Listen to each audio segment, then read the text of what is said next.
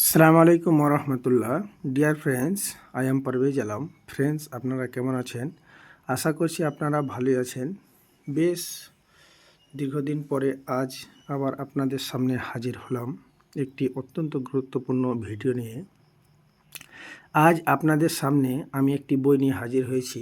সেই বইটির নাম হলো সুবীর স্যারের ম্যাথ কম্পিটিটিভ চ্যালেঞ্জার বুক। পশ্চিমবঙ্গের বুকে যারা কম্পিটিটিভ ফিল্ডে পড়াশোনা করছেন তাদের জন্য এই বইটি অত্যন্ত গুরুত্বপূর্ণ বই। আমি আজ এই বইটির কয়েকটি গুরুত্ব আপনাদের সামনে তুলে ধরার চেষ্টা করছি। এরপরে অধ্যায় ভিত্তিক প্রতিদিন আপনাদের ভিডিও দেওয়ার চেষ্টা করব। তো এই বইটি দেখেন, এই বইটি খুবই একটা গুরুত্বপূর্ণ কম্পিটিটিভ এক্সামের জন্য। এই বইটিতে আপনারা পাবেন এসএসসির বিভিন্ন এক্সাম, যেমন CGL, CHSL, MTS, GD constable, রেলের বিভিন্ন এক্সামের কোশ্চেন। তাছাড়া ওয়েস্ট বেঙ্গলের যে এক্সামগুলো হয়, WBCS, miscellaneous, clerkship, west Bengal police, Kolkata police, তারপরে banking, primary TET, upper primary, এই বিভিন্ন ক্লার্কশিপ, তাছাড়া গ্রুপ ডি, এই বিভিন্ন এক্সামের জন্য ম্যাথের কম্পিটিটিভ এক্সামে কী টাইপের কোশ্চেন হয় এই বইটাই বিশেষ আলোচনা করে দেওয়া আছে। তো আমি অধ্যায়ভিত্তিক অঙ্কগুলো করার চেষ্টা করব। আপনারা প্রতিনিয়ত ভিডিও পাবেন। আজ আমি আপনাদের যে ভিডিওগুলো দিব সেটি হলো অনুপাত সমানুপাত। পাটিগণিত থেকে আমি কম্পিটিটিভ এক্সামে যদি আপনারা লক্ষ্য করেন কোশ্চেনগুলো, তবে 70 থেকে 80% মোটামুটি পাটিগণিত থেকেই কোশ্চেন হিট করে। তো পাটিগণিত থেকে আমি অঙ্কগুলো প্রথমে দেওয়ার চেষ্টা করছি। প্রথম পাটিগণিতের যে অধ্যায়টি আছে সেটি হলো অনুপাত সমানুপাত।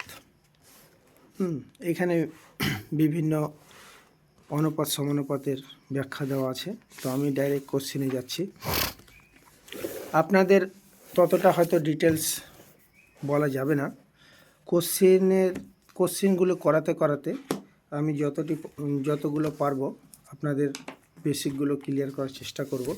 আপনারা শুধু মন দিয়ে একটু ক্লাসগুলো দেখেন এবং আমার কথাগুলো বোঝার চেষ্টা করেন। তো সুবীর স্যারের বইয়ের অনুপাতের অঙ্কগুলো আমি শুরু করলাম। দেখেন 1 নম্বর অঙ্কটি কী বলছে।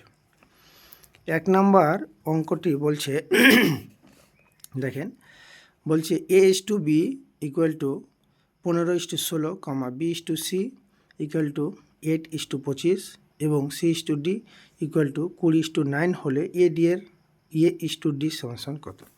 তো এই অঙ্কগুলো খুবই সহজ এবং খুবই গুরুত্বপূর্ণ অঙ্ক। কম্পিটিটিভ এক্সামে এই টাইপের অঙ্ক খুবই এসে থাকে। তো দেখেন, এখানে ABC এবং D যেহেতু দেওয়া আছে অনুপাতে, আমরা পরপর সংখ্যাগুলো লিখতে থাকব। যেমন A/B/C/D। এবার দেখেন, প্রথমে দেওয়া আছে কি A/B সমান 15:16। তো A/B 15:16। এরপরে দেখেন বলছে B/C সমান 8:25। তাহলে দ্বিতীয়বার কিন্তু দেওয়া আছে B এবং C কত 8:25 এবং তৃতীয়বার আবার কি দেওয়া আছে CD এর মান C/D সমান 25:9 20:9। তাহলে 20:9। এবার দেখেন ফ্রেন্ডস, যদি আমরা এটা প্রথম লাইন ধরি, A এবং B এর মান দেওয়া আছে, C এবং D এর মান দেওয়া নেই। তাহলে C এবং D এর জায়গায় গ্যাপ আছে। এই গ্যাপগুলো কিন্তু আমরা পূর্ণ করার চেষ্টা করব। এখানে খুবই একটা গুরুত্বপূর্ণ পয়েন্ট, আপনারা দেখেন। তো কি করব আমরা, এই যে C এর যে মানটা আমরা পূর্ণ করব, তো C এর পাশের যে সংখ্যাটা আছে তো পাশে দেখেন D এর জায়গা কিন্তু ফাঁকা আছে, কিন্তু তার পাশে কত আছে 16। এই 16 সংখ্যাটার দ্বারা পূর্ণ করে দেবো। আবার D এরটা পূর্ণ করব। তো D এর মানটা আমরা পাবো কোথায়, তার পাশে বলতে এখন Cটা কিন্তু অলরেডি পূর্ণ হয়ে গেছে। তো এই সি এর দ্বারা পূর্ণ করলাম। প্রথম লাইন কিন্তু ক্লিয়ার। এরকম করে দ্বিতীয় লাইন আবার আমরা ফিল আপ করার চেষ্টা করব। তো দেখেন এখানে দ্বিতীয় লাইনে কিন্তু এর মান দেওয়া নেই, কিন্তু তার পাশে কি আছে, বাম দিকে আর কোনো সংখ্যাই নেই, কিন্তু তার পাশে আছে 8। এই 8 দ্বারা এটা পূর্ণ করব। ঠিক তেমন দ্বিতীয় লাইনে ডি এর মান নেই, কিন্তু ডি এর পাশে কি আছে, ডি এর ডান দিকে তো কোনো সংখ্যাই নেই, তার পাশে আছে 25, অর্থাৎ সি এর মান আছে 25। এই 25 দ্বারা পূর্ণ করব। এবার চলে আসেন তৃতীয় লাইন। দ্বিতীয় লাইন হয়ে গেল। তৃতীয় লাইনে দেখেন দুইটি মান দেওয়া নেই, এ এবং বি। তো প্রথমে আমরা এর মানটা ফিল আপ করবো না, করব বি এরটা। তো বি এর পাশে কত আছে, 20। এই 20 দ্বারা পূর্ণ করে নিলাম। এবার 20টা তো কমপ্লিট হয়ে গেল। এবার দেখেন এর এই জায়গাটা পূর্ণ করব কার দ্বারা, না তো তার পাশে আছে বি, বি এর দ্বারা। বাস, আমাদের গ্যাপগুলো কিন্তু দেখেন, গ্যাপগুলো আমাদের অলরেডি ক্লিয়ার হয়ে গেল। এবার কোশ্চেনে দেখেন, কোশ্চেনে আমাদের চেয়েছে এ ইস টু ডি এর মান কত। কোশ্চেনে চেয়েছে কি এ ইস টু ডি এর মান কত। তো এ ইস টু ডি এর মান যেহেতু বের করতে বলেছে, তাই আমাদের কিন্তু বি এবং সি এর মান বের করার কোনো দরকার নেই। তাহলে এ আর ডি। এবার আমরা দেখেন কাটাকুটি করার চেষ্টা করব। তো 5 দিয়ে যদি কাটে, তো 5 5 25, 5 4 20। 8 দিয়ে যদি কাটে, ছোট করে নিলাম, 8 দুগুণে 16 হলো। এবার যদি কাটি, তো 5 3 15 আর 3 3 9। তো এবার আবার 2 দিয়ে কাটাই কটে যায়, তো 2 দুগুণে 4। অর্থাৎ দেখেন এর সাইডে শুধুমাত্র 2 পড়ে থাকলো এবং ডি এর কাছে শুধুমাত্র 3 পড়ে থাকলো। তাই আমরা সহজে বলতে পারি এ is two D equal to 2:3। এটি কিন্তু অ্যান্সার। তো দেখেন এই অ্যান্সারটি আছে এ এবং ডি 2:3 আছে আপনাদের ডি নাম্বারে, তাই ডি নাম্বার অ্যান্সার। কত সহজ উপায়ে অঙ্কটি করার চেষ্টা করলাম। চলেন এবার 2 নাম্বার করি। অঙ্কগুলো প্রায় একই প্যাটার্নের অঙ্ক। দেখেন 2 নাম্বার কি বলছে, এ is to B equal to 2:5 এবং বি এবং সি এর মান দেওয়া আছে, আবার সি এবং ডি এর মান দেওয়া আছে। তাহলে এ ডি এর মান কত। তো আমি আপনাদের প্রথমে বললাম কি, পরপর আমরা অনুপাতগুলো লিখব। তাহলে এ বি সি এবং ডি লিখলাম। তো এবার দেখেন প্রথমে কিন্তু এ ইস টু বি দেওয়া আছে, তাহলে এ ইস টু বি কত আছে, 2 এবং 5 দেওয়া আছে। আবার দেখেন বি এবং সি কত দেওয়া আছে, 5:8 দেওয়া আছে। সি এবং ডি এর মান কত দেওয়া আছে, 8:11। দেখেন আমাদের মানগুলো যে বই দেওয়া আছে সেগুলো আমরা ফিল আপ করে নিলাম। এবার আমাদের গ্যাপগুলো পূর্ণ করতে হবে। তো আগের মতোই দেখেন সি এর গ্যাপ যদি পূর্ণ করি, তাহলে ওর পাশে আছে 5 দ্বারা পূর্ণ করে দিলাম। ডি এর মান যদি পূর্ণ করি, তো ডি এর পাশে আছে 5 দ্বারা পূর্ণ করে দিলাম। প্রথম আমাদের হয়ে গেল প্রথমটা। এবার দ্বিতীয়টা দেখেন, এর মান যদি পূর্ণ করি, তাহলে এর পাশে আছে 5 দ্বারা পূর্ণ করে নিলাম। ডি এর মান পূর্ণ করব, তাহলে তার পাশে আছে 8 দ্বারা পূর্ণ করে নিলাম। এবার দেখেন বি এর মানটা পূর্ণ করব, কিন্তু তার পাশে আসে 8 দ্বারা পূর্ণ করে নিলাম। আবার এর মানটা পূর্ণ করব, এর পাশে আসে 8 দ্বারা পূর্ণ করলাম। দেখেন আমাদের মান কিন্তু আমাদের অলরেডি ফিল আপ করা হয়ে গেছে। এবার দেখেন কোশ্চেনে চেয়েছে কি, কোশ্চেনে চেয়েছে যদি এই মানগুলো দেওয়া থাকে, তাহলে এ ডি এর মান আগের মতোই, ই এর মান এবং ডি এর মান। তো বি এবং ডি এর মান বের করার কোনো দরকার নেই। এবার দেখেন এইখানে 5, এই 5 কাটা, এইটা 8, এই 8 কাটা। দেখেন কত সহজ। তাহলে এর মান পেলাম 2 এবং ডি এর মান পেলাম 11। তাহলে এ is two D equal to 2:8। 2:8 দেখেন এ নাম্বারে আছে। 2:8 কত নাম্বারে আছে, 2:8 কিন্তু আমাদের আছে এ নাম্বারে। তাই 2 নম্বর কোশ্চেনের অ্যান্সার কত হলো, 2 নম্বর কোশ্চেনের অ্যান্সার হলো এই যে এ নাম্বারটি অ্যান্সার। তো দেখেন বন্ধুরা, এ নাম্বারই অ্যান্সার। এবার চলেন 3 নম্বর অঙ্কটি করার চেষ্টা করছি। তো 3 নম্বর অঙ্কটি প্রথমে দেখেন কি বলছে, আগের মতোই A is to B equal to 2:5, B এবং সি এর মান দেওয়া আছে 3:4 হলে এ বি সি এর মান কত। এবার কিন্তু এ বি সি এর মান চেয়েছে, তাহলে আমরা আগে নাম্বারটা দিয়ে লেখার চেষ্টা করি। কি বলছে? A B C. তাহলে প্রথমে আমাদের আছে এ এবং বি এর মান। তাহলে এ বি এর মান কত? 2, 5 এবং বি সি এর মান কত আছে? 3 এবং 4। এবার আবার সেই সিস্টেম একই। তাহলে গ্যাপগুলো পূর্ণ করেন। প্রথমে গ্যাপ সি এর কার দ্বারা পূর্ণ করব? তার পাশে আছে বি এর মান, বি এর দ্বারা পূর্ণ করলাম 5 দ্বারা। এবং দ্বিতীয় লাইনে ই এর মান দেওয়া নেই, কিন্তু পাশে আছে 3 দ্বারা পূর্ণ করলাম। এবার ফ্রেন্ডস দেখেন গ্যাপ কিন্তু আমাদের পূর্ণ হয়ে গেছে। কোশ্চিনে এবার আমাদের চেয়েছে কি? 3 নম্বরের কোশ্চিনে আমাদের চেয়েছে কিন্তু এ বি সি এর মান। তো এ বি সি এর মান যেহেতু বের করেছে, দেখেন কাটাকুটি করার চেষ্টা করি। কাটলে 2 দিয়ে যদি কাটি তাহলে 4কে কাটা যায়, কিন্তু 2 এর কোনো সংখ্যা কাটা যাচ্ছে না। আবার 5 দিয়ে যদি কাটি বি সি কাটা যাচ্ছে, কিন্তু একে কাটা যাচ্ছে না। অর্থাৎ সংখ্যাগুলো এতটাই বেখাপ্পা, কারোর সাথে কোনো তিনটারই কোনো লিঙ্ক নেই। তাই আমরা ডাইরেক্ট সরাসরি গুণ করে দিতে পারি। 3 দুগুণে 6, 5 3 15, 5 4 20। এবার দেখেন যদি আরও আমরা ছোট করতে চাই, 2 দিয়ে তো 6কে এবং 20কে কাটা যাচ্ছে, কিন্তু আবার 15কে কাটা যাচ্ছে না 2 দ্বারা। তাই 2 দিয়ে কাটতে পারবো না। 3 দিয়ে আপনারা 6কে কাটতে পারবেন, 15কে কাটতে পারবেন, আবার 20কে কাটা যাচ্ছে না। 5 দিয়ে 15কে কাটতে পারবেন, 20কে কাটতে পারবেন, কিন্তু 6কে কাটতে পারা যাবে না। তো আমাদের সম্ভবত এটাই অ্যান্সার। দেখি অঙ্কটির অ্যান্সার কী দেওয়া আছে। এই যে দেখেন এ নাম্বারে কিন্তু এই অ্যান্সারটি দেওয়া আছে।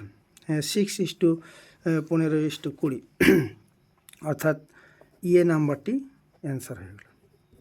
তো ফ্রেন্ডস এবার আপনারা কে কতটুকু বুঝতে পারছেন কমেন্ট করার চেষ্টা করবেন। ফ্রেন্ডস এবার আমি যাচ্ছি 4 নম্বরে। 4 নম্বরে কী বলছে দেখেন, a:b = 3:4 হলে 7a - 4b। 4 নাম্বার করছি। তো 4 নম্বরে বলছে a:b = 3:4 হলে 7a - 4b = 8a + 4b = কত? তাহলে এবার কিন্তু আমাদের শুধু মানগুলো দেওয়া আছে এবং অনুপাতগুলো বের করতে হবে। তো যাই হোক, আগে প্রথমে অঙ্কটি টুকার চেষ্টা করি। অনুপাতকে আমরা কিন্তু ভগ্নাংশ আকারেও লিখতে পারি।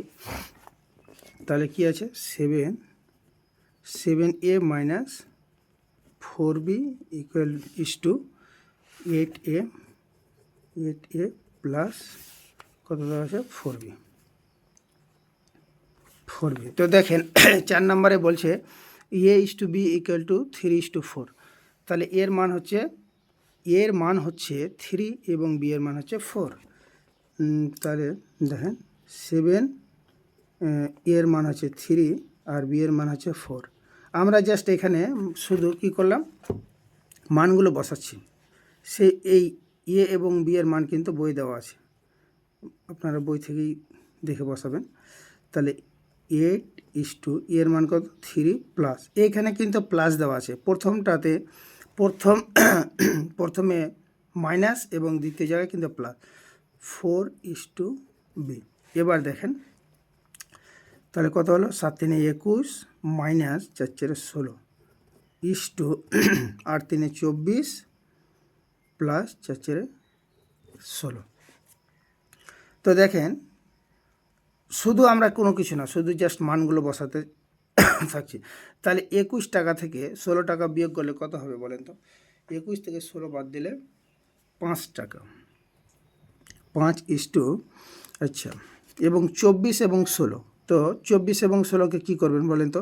এই 6টা 24-এর কাছে দিয়ে দেন। তাহলে এদিকে কত হয়ে গেল? 30 হয়ে গেল। তো 30 আর এখানে থাকলো কত? 10। তাহলে 30 আর 10 হচ্ছে 40। এবার কাটাকাটি করার চেষ্টা করেন। 5 দ্বারা যেহেতু 40কে কাটাকুটি করা যায়, তাহলে 5 1 5 5 8 40, অর্থাৎ 1:8। 4 নাম্বারটা আমরা করলাম, অ্যান্সার পেলাম কত? 1:8। 1:8। দেখেন এই 1:8 4 নম্বরে কিন্তু আছে সি নাম্বারে,